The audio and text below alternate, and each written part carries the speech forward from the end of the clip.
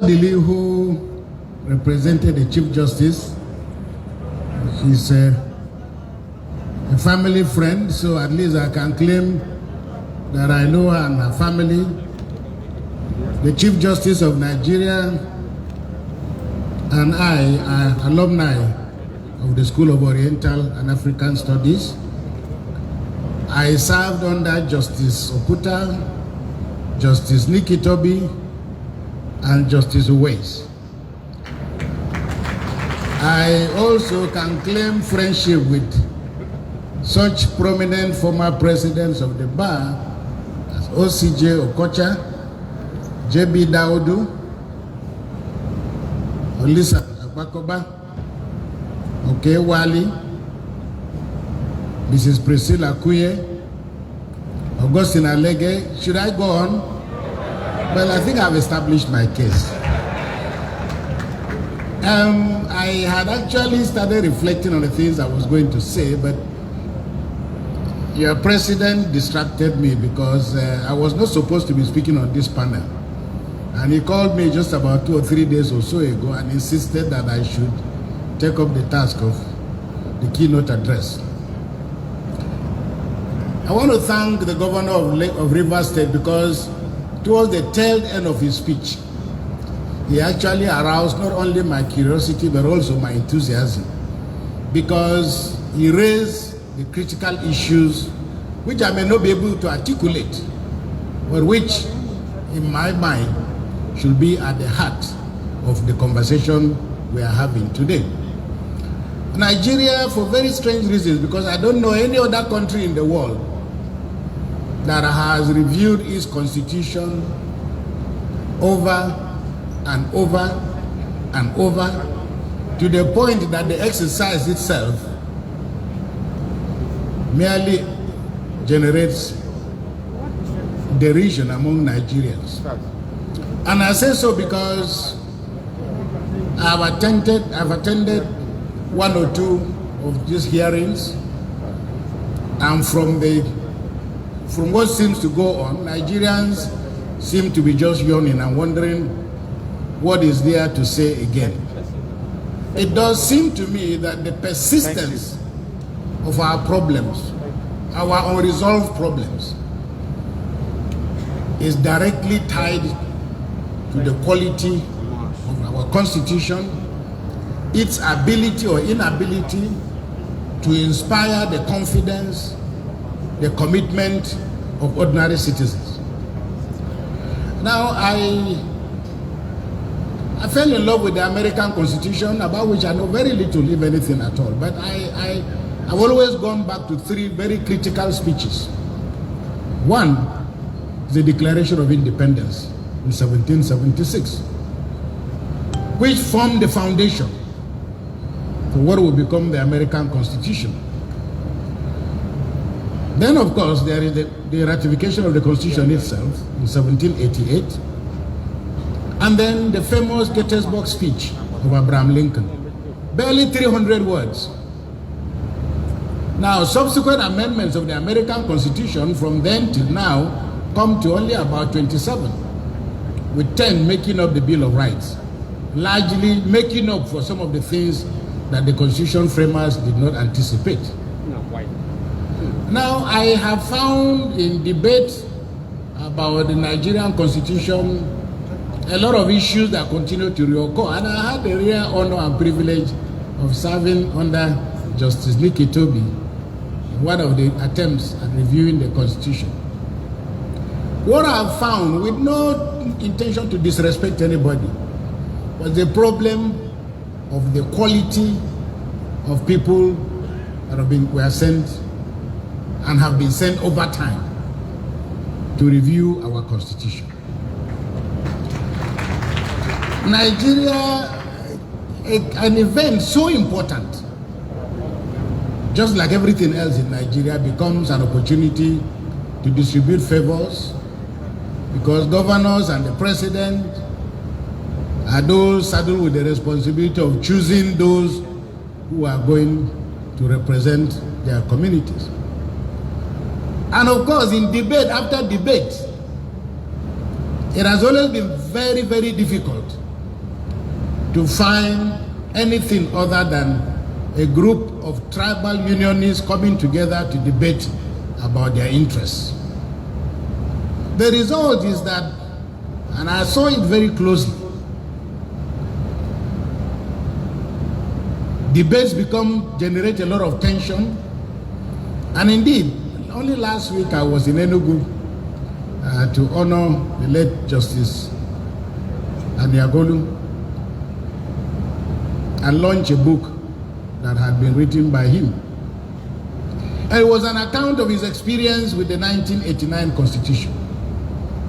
One of the things that struck me, and I think it's a book that is worth reading, because it more or less captures a lot of the issues that have consistently and persistently followed every attempt at drawing up an acceptable constitution that can attract the legitimacy of ordinary citizens. One of the things that he said, from 1977 debate right through till the last conference, central to every debate has been the issue of the place of Islamic law, famously known as the Sharia debate. And in conference after conference, if you read Justice Aniagolu's book, and if you also are familiar with some of the things that happened in 1977, the famous walkout by the Muslim delegates, and you would wonder, after all this while, why these issues have not been resolved. Muslims, Christians, unbelievers, the idea behind a constitution is not to create privilege, but it is to create a mirror around which every citizen can recognize themselves. But unfortunately for us, in 1989, even in the 1977 debate, 77-78, an American professor who published a book said that the idea of debating the constitution, Sharia law, became such a huge joke that when members got bored, somebody will shout from somewhere, please, let's go to Sharia, as a means of distracting the members. The question then is, why has this continued to follow us? Because in 1989, Justice Aniagolu says, and I quote, he said on the day, or just a day or two before the meeting to debate the issue of the status of Sharia, he said, quote, and listen, all machetes, daggers, and pangas in Abuja and Suleja markets had been bought out by both southern and northern delegates.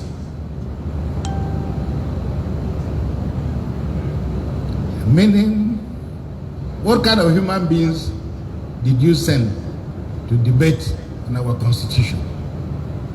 And it's very interesting, Justice Aniagolu also lays out, and I want you to listen very carefully, the substance, because the debate suddenly became a debate between Christians and Muslims, between Southerners and Northerners.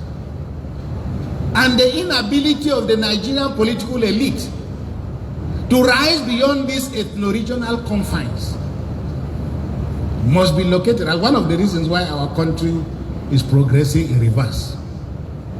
Because when the Muslims were now asked to make their case, and the Christians were now asked to make their case, because you know, Nigeria is the only country where citizens don't die in this country. Okay, people die as Christians or Muslims. Now, when the House reconvened, the Christians tabulated their grievances. And listen very carefully. One, that they object to the fact that the Supreme Military Council had changed its name to Armed Forces Ruling Council, on the ground that this was in response to the Muslims complaining that ordinary human beings cannot confer on themselves a title supreme. Then, of course, there was the second point of the potent OIC matter. Then the third point was the issue of Islamic Bank, whether Nigeria should take a loan or be associated with Islamic Bank. These are the positions taken by Christians, as articulated by Justice Aniagolu. And then, of course, that there was no mortuary in the National Hospital in Abuja. Christians were complaining that there are no mortuaries And their grouse was that there are no mortuaries because Muslims bury their people, immediately they die. So the decision not to have a mortuary, something that should go into Nigerian constitution. It says that there were the Christian delegation also alleged that there was a conspiracy against Christians because there were no coffin sellers in Abuja. And that the bus stops had Islamic signs. And that decree number 26 had been smuggled into the constitution and that it expanded the reach of Sharia law. And then, of course, that Muslims were being appointed to sensitive positions. And the Christians were also quarreling with the fact that there was no diplomatic relations with the state of Israel.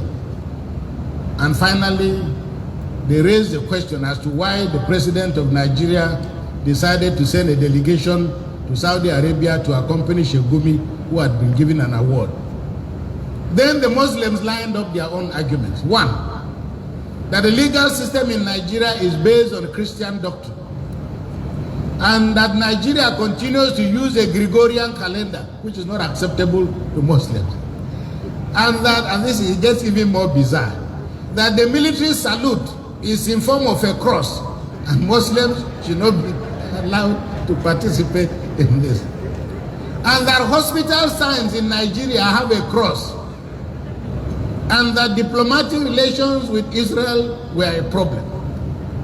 And finally, why should Nigeria have diplomatic relations with the Holy See? And then the last, that Saturday and Sunday are declared work-free days, and therefore they favor Christians. Now, I've made this I'm not producing it, I'm just taking what is in Justice Aniagolu's book. But to underscore the fact that we have probably never even come close to the ingredients for the design of a constitution that can manage a diverse people with diverse expectations such as Nigeria is. And I make the point, therefore, that when the framers of the Declaration of Human Rights, the US Declaration, when they said, we are committed to the proposition that all men are created equal. We are committed to the proposition that all men are created equal. Of course, as you will see later, the framers did not include black people, they didn't include women, they didn't include poor people, and barely 10% of the American population was literate. Notwithstanding that, and because the Constitution can never be a perfect document, that is why amendments arising from the cries, the wails, the frustrations, as a country looks forward to its possibilities, it suddenly discovers that there are issues that the Constitution may never have anticipated. Of course, in the case of the American Constitution, there are people like Justice Antonin Scalia who debated, who believed that no, the whole doctrine of originality, meaning that, well, the Constitution is more or less cast in stone, and that everything can bounce off the Constitution. But his very good friend, who died, I think, is it this year? Ruth Bader, one of my favorite justices. Now she makes the point. Well, no, a constitution is subject to amendment because the challenges that every society faces requires that we should go back to the scene and make some correction. Now, most of this is neither here nor there, but you will imagine that if Nigeria is unable, if the Nigerian political elite and the Nigerian legal elite are unable to rise beyond the limitations that are not too different from the people that they left behind, then it is impossible for us to imagine that we can have a constitution. The result then is the penalty and the price we are paying, the volatility in the nation. And then the capacity and ability of politicians to exploit these sentiments. And I'll make the point towards the end. But this conversation is supposed to try and resolve a lot of issues. Issues relating to citizenship, national orientation, and then the whole question of leadership, followership. Nigerians remain conflictual in terms of who really is at fault. Is it the leader or is it the follower? But to pose that question is to have the mistaken notion that somehow leadership and office are basically the same. They are not the same. Because theoretically, it is possible to have office and not have power. It is possible to have power and not have office. Because one legitimates the other. Those who are Christians, remember, one of the things that was said about Jesus was that he spoke as somebody with authority. And authority is what legitimates a leader. There are people who don't hold offices. So we must understand this, conceptual reality, that somehow we have kept going and coming. The leaders are blaming the people and the people are blaming the leaders. But clearly you cannot lead people until you have an idea about where you're going. And I think one of the crushing problems of Nigeria is our collective ignorance of one another. I keep saying it over and over, I'm exceptionally, I consider myself exceptionally blessed by God. Because people will say to me, so what are you doing here among lawyers? Go law school. I was only a lawyer by aspiration. And of course, for me, it was in my almost final year in the seminary. Because I didn't plan to be anything else except to be a priest. And then we were told, no, you could want to be a priest and you may be disqualified. I said, how? For failing exam? They said, no. They are keeping records of your behavior. So I said, well, let me start thinking of an option, because it was almost like 6 months to our leaving the seminary. The only option I had was, if I didn't become a priest, I'll be a lawyer, and I'll try to be a damn good lawyer. But as I said, I want to plead with the bar. If I have paid my dues, I've worked with 3 justices of the Supreme Court. It's not a small achievement. All right? And I've got all these friends who have been presidents of the bar. I should have something to show for it. Now, like I said to my friend and my brother, General Agwe, when he became chief of army staff, I said, oh God, I've spent over 25 years celebrating masses in army barracks. At least let me have something like sergeant. I may not wear it, but if I enter army barracks, let me just show. So I expect the bar association to give me some concession. If I appear in court, at least let me show something that I'm associated with. But let me move forward very quickly. I like one of the things I see here, which is taken from the movie Catch Me If You Can, and the whole question of the illegal flow of funds. Now, whether it is Panama Papers or Pandora, we are saying that EFCC, there is a document going around. There are 100 cases that are still unresolved with EFCC. But in any case, what does all this say to the lives of ordinary Nigerians? And I think this is where we must locate the crisis of the Nigerian state. Its inability, its lack of capacity to inspire the confidence of ordinary citizens. The reason, of course, is what we are having. Namely, that ordinary citizens have decided to make peace with alternative states. And the decomposition of the Nigerian state poses a serious question. Because when you tell me now that there is no country in Africa, 120,000 lawyers, extraordinarily intelligent, all of you sat passed by, and you think this country can sink, something must be wrong. And I think what is wrong is many of us are making the mistake of thinking that one day, we are all very messianic. Nigerians like just hoping that a Messiah will come and take away our sins. And now, of course, people say, well, when they were campaigning, I've heard, luckily it's not from a Catholic priest. I've heard from sheikhs. And then, the videos are there on the social media. I'd ask for water. Even though I'm in River State, I beg for water. I can't find, what is the problem? Thank you.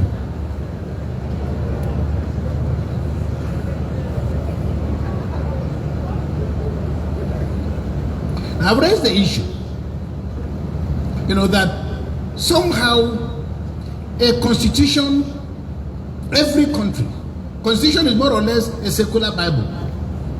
And it should command the respect of ordinary citizens. But like I said, citizens must see a reflection of themselves in a constitution. One of the things I have found in Nigeria as I'm going around talking to people, and I'm talking very educated people, big people. You are entering economy or business class. You see people going to first class. You shake their hand. You see a Nigerian well dressed. You say, guy, you are looking well. They say, Bishop, it's just photo trick. We even lack the confidence to celebrate our achievements. And somehow Nigerians think that everywhere else in the world is wonderful except their country. But for this to happen, for us to reverse this, we must come to terms with certain realities. And that is why I want to go to the point, that the governor made. Namely, the urgency of judicial activism. As I said, I like to read when I can some of the things going on in the United States. But all of you who are students of constitutional law and who are familiar with the situation, everybody knows the period in which L. Warren was Justice of the Supreme Court of America. Meaning that every judge, by virtue of that position, like Anthony Scalia said, there is no school to graduate from to become a judge. You have to just require your own personal instincts. And it depends on the moral character that you have before your appointment. But he makes the point that because of the position that judges are, it is not a question of just being true to the law. It is that it is possible because every time a trial goes on, two people are on trial. There is the person who is being accused, but there is also the judicial system is on trial. 1963, June 11, or 1964, the trial of Mandela. Mandela was on trial, but the issues that were on trial were much more than that. And that is why after Mandela and his friends had been sentenced to death, Mandela was asked, it wasn't a plea of mitigation. Mandela takes the microphone, I don't know whether it was a microphone, but Mandela stands up and delivers the memorable speech, suggesting that he has no regret for being where he is, but there are certain principles that which he is prepared to die. And at the end, it was not the apartheid judiciary. The apartheid judiciary at that time was on trial. Indeed, in the famous Brown versus Board of Education judgment of the Supreme Court of the United States of America, 1954, what were the issues? What were the issues? Because human dignity, the sense of who we are, the argument was you could not have said in 1776 that you are committed to the proposition that all of us, all men and women, are created equal. And yet, you have designed a process of education, which Americans call, separate but equal. And all it meant was that if you were black, just the texture of your skin never exposed you to high quality education. But as God would have it, even from that background emerged the famous Thurgood Marshall. Thurgood Marshall, perhaps more than any other person, more than the moral exhortation of Martin Luther King, raised the issue of the law as the blade for sharpening society.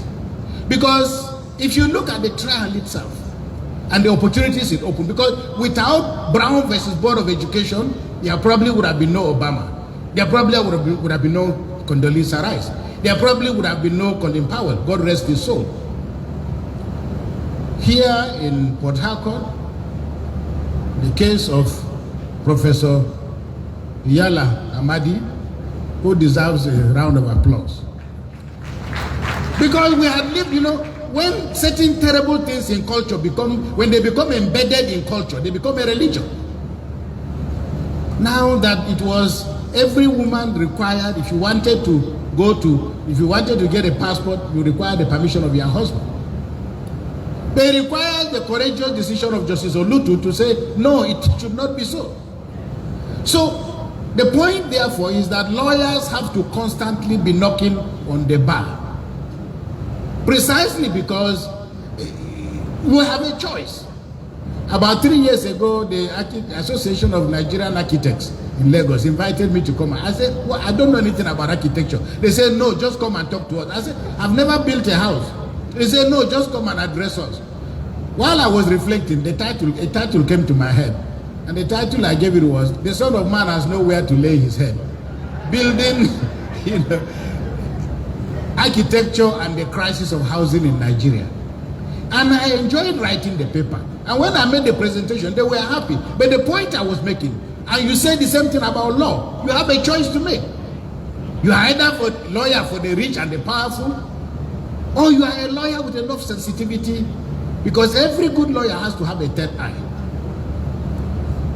And so I want to begin to end by asking, how did we get to where we are? Everywhere I go in Nigeria, one word keeps coming: I am tired. Everybody, most people you talk to in Nigeria will tell you, we are tired. And collectively, Nigerians are exhausted. Mentally, psychologically, physically, spiritually, we're mentally exhausted. And it's not time to trade blames, but it's time to ask ourselves, how did we end up with a country that is unable to perform according to installed capacity? Now, and here I want to make a point. And politicians must become very careful and more circumspect. If we are going to take a lesson away from Boko Haram, from banditry, from where we find ourselves now, it is that there is an urgent need for politicians to become more restrained in their involvement with religion. Because the religious identity remains a very, very troubling identity. Because it has the capacity to ignite passions. If you remember, over just 10 years ago, the governor of Borno State then, who fraternized with Yusuf, the relationship, but as you could see, the fraternization was such that Yusuf believed I helped to deliver elections. So I don't want only special advisor's position, I need a bigger position. Okay, we become commissioner, then you want something bigger. Then of course, because he is associated with the governor, he becomes bolder and bolder and bolder. The rest is history. Secondly, you remember that in 1999, the whole debate about Sharia law, its space, and what exactly do Muslims want? Muslims believe they can only live out their religion within the principles of their religion. And there's absolutely nothing wrong with that. It shouldn't be a cause of problem. It is that a constitution must be sufficiently elastic enough that whether living your life and your culture necessarily needs to be shrined. Because for me as a Christian, and I believe I can say that of any religion, religion exists in the heart of man and woman. It's not the externalities. It's not the legalities. We're not every day thinking about the 10 commandments. We need to get ourselves to a point in which religion doesn't just become a weapon, a stick for flogging one another. And if we're going to take any lesson away, it is that where we are now could have been avoided. Because in 1999, when the then governor of Zamfara declared Sharia, other people declared, some proclaimed, it caught fire right across northern Nigeria. Now nobody can put out the fire. Innocent people are dying by the day for sins they didn't commit. My governor is here. Only last week, 30, 40 people, just, you've gone to the market. No quarrel with anybody. People are busy trying to earn a living. So for me, the challenge for us now is to, how do we go forward? And we go forward, and I make 3 points. One is the question of identity politics. Now there is a man called Francis Fukuyama, and he published an essay in 1989, which finally became a book titled The End of History. He was the first scholar to attempt to make a prognostication of what will the world look like after the collapse of communism. And for us as lawyers and scholars and academics, we must always be thinking not about the next election. Because a good society must exist in our mind. The world we are in now existed in the mind of God before it came to be. So a good society must be subject of reflection. But increasingly, if you ask the average Nigerian, whether in high office or just, what book are you reading now? Many people will not be able to tell you. I remember when I invited the president of Ghana to the Kuka Center, and he came. Somebody I'd known for quite a long time. But the first question I asked him, I said, Mr. President, what book are you reading?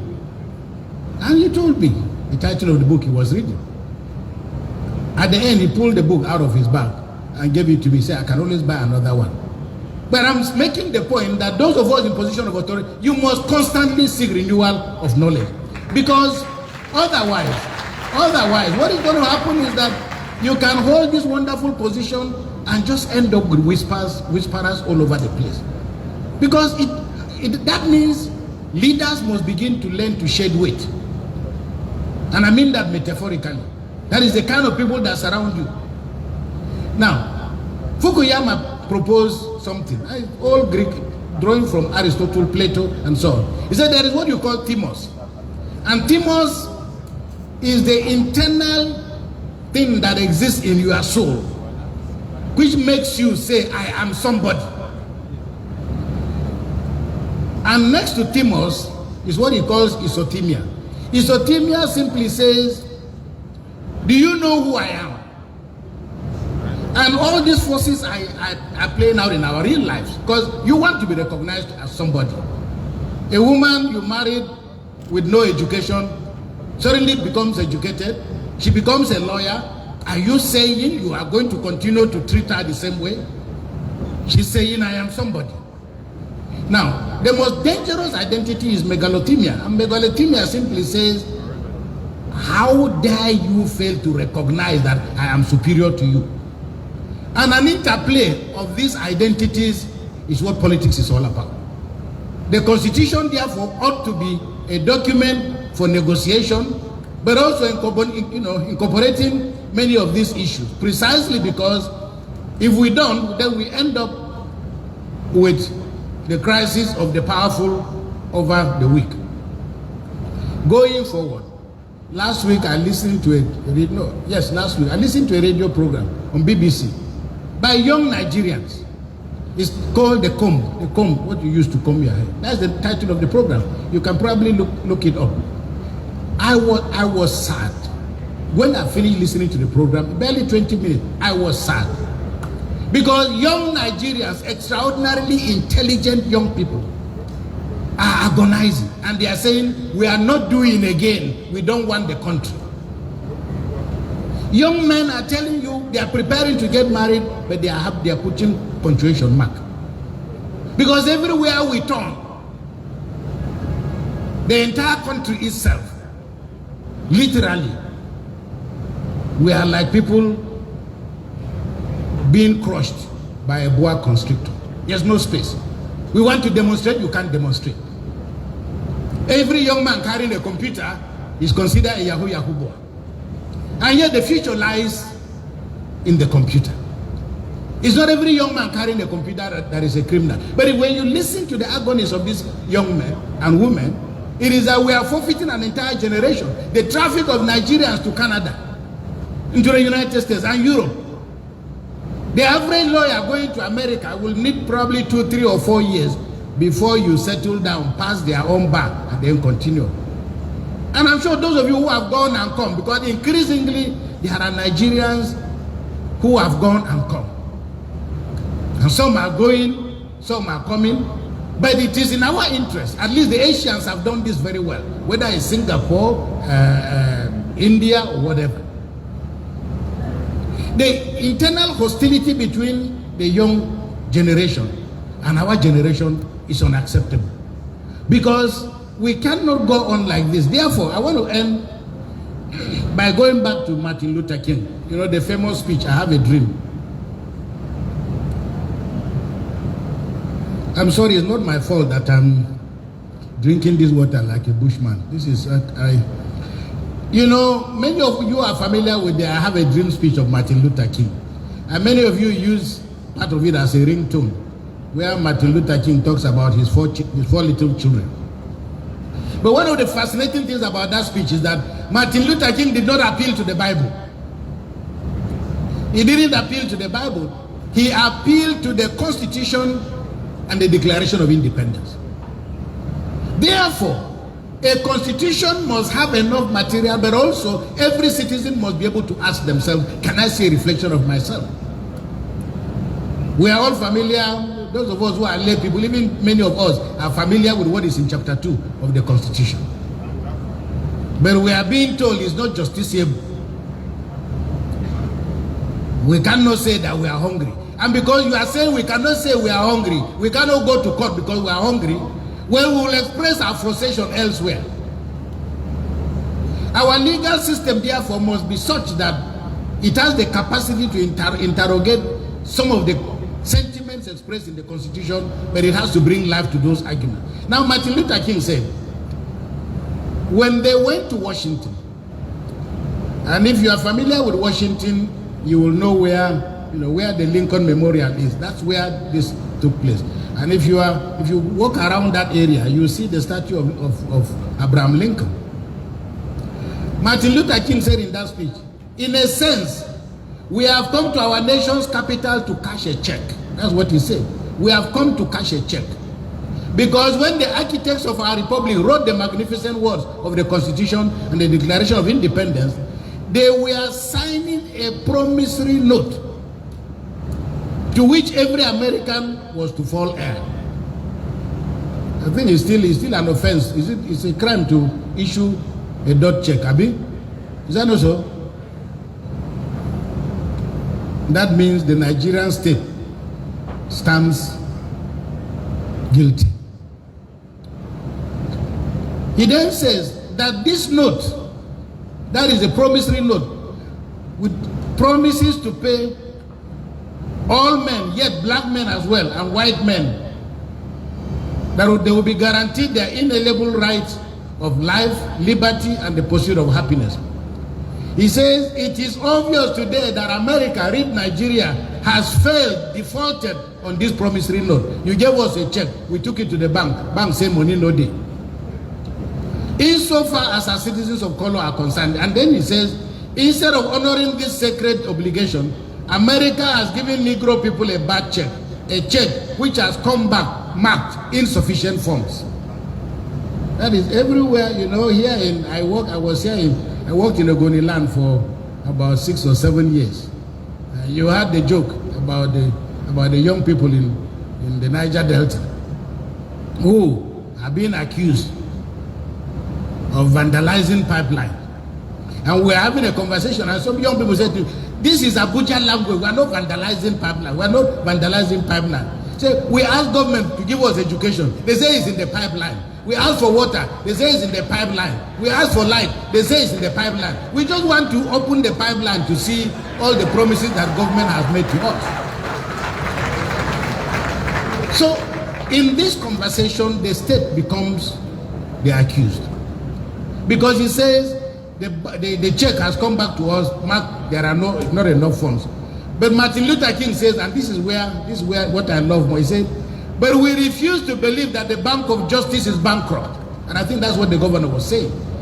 Because people keep saying to me, why, sometimes people say to me, Bishop Kuka, you are fanning the embers of, and I said, Oga, if a piece of wood is wet, you can fan and fan, it won't catch fire. If this country is what it ought to be, nobody has the capacity to fan embers of hatred. Because when a government produces what is toxic in terms of the lives of people, then there is a problem. It just depends on when. And when we talk about these issues, always let's not, because every time you talk, people think I must be President Buhari or APC. I have a lot of friends who have said to me, why are you always attacking God? I said, I can't attack government. Because I don't know what, I say what is in my mind. It's not about attacking government. If you have a problem with what I'm saying, there are people who will say, Bishop, we agree with you, but you are bishop, you are not so. I said, no, it is precisely because I'm bishop that I have an obligation to say it. So, when we said, Martin Luther King then says, but we have refused, we refuse to believe that the Bank of Justice is bankrupt. We refuse to believe that Nigeria does not have the capacity to meet the basic needs of its citizens. We refuse to believe it. Because there are enough resources. And like Mahatma Gandhi said, there may never be enough to satisfy all our greed. But there is enough to satisfy our need. And a lot of the things that ordinary people need are just ordinary things. So we refuse to believe that there are insufficient funds in the great vaults of opportunity of this nation. And so, we have come here to cash a check that will give us upon demand the riches of freedom and justice. Finally, I want to commend quite a good number of lawyers and judges who have continued to inspire confidence and inspiration, and they have been an inspiration to what the law should look like. I want to commend members of civil society whose activism has brought us to where we are. It's a long journey. 2 days ago, I published an article in Premium Times, just remarking how excited I felt at the idea that the National Assembly and Oga, please take our, this is DSP, isn't it? Please take my commendation to your president, all the members of the Senate, the National Assembly. This decision that election results can be transmitted electronically is a spectacular development. But ordinarily you say, what is there? There's nothing new. But in Nigeria, even the simplest of things can become complicated. My friend Patu Tomi used to say, you know hard, the thing we know hard go become hard. So, but we are making progress. And the future lies in our commitment to democracy, in all its flaws, in all its weaknesses, in all its structural deficiencies. We must rededicate ourselves because, look, I'm going to be 70 next year. And I'm asking, where again can I go to? In my younger days, an American priest said to me, he said, we can offer you citizenship here, you know, we really like you. And I said, me take American citizenship, or any citizenship for that matter. I said, I'm sorry. I said, I will be insulting God, because God knows why he put me where he put me. And if you go to my small village, my governor has been to my village. It's in the middle of nowhere. There is nothing. Even in the whole of my tribe, let me put it that way, in Nigeria, the whole of my tribe, there's nobody in Nigeria who is from my tribe who has the ability to steal 50 million naira. That is if you wanted to be a thief. Okay? There's nobody from my village, my town. No, I'm not even talking of my village. That is where we are. So when people say to me, where do you get this feeling that Nigeria will work? I say Nigeria will work. Because when you come from the part of the world that some of us come from, our aspirations are quite minimal. Quite minimal. Today, if a crane digging a borehole appears in my village, my people will sing from now till the end, just to sing borehole. So, and I'm talking to be about millions of other Nigerians who want to be committed to this country. So I end up by appealing to all the elite. This is our country. We're going nowhere. We must stay, fight, resolve all the issues, because Nigeria is like a Catholic marriage. It may not be happy, but it won't break up. Thank you very much, and may God bless you all.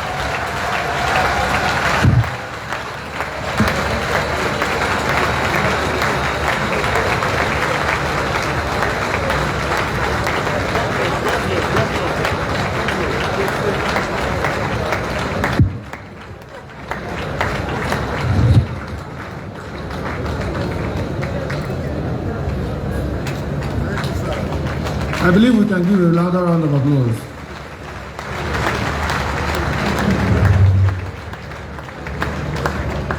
Having listened